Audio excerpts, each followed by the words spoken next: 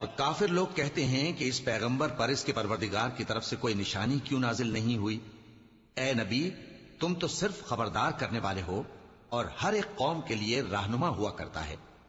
اللہ ہی اس بچے سے واقف ہے جو عورت کے پیٹ میں ہوتا ہے، اور وہی پیٹ کے سکڑنے اور بڑھنے سے بھی واقف ہے، اور ہر چیز کا اس کے ہاں ایک اندازہ مقرر ہے۔ وہ چھپی اور ظاہر چیزوں کا جاننے والا ہے، سب سے بزرگ ہے، عالی رتبہ ہے۔ کوئی تم میں سے چپکے سے بات کہے یا پکار کر، یا رات کو کہیں چھپ جائے یا دن کی روشنی میں کھلم کھلا چلے پھرے، اللہ کے نزدیک برابر ہے۔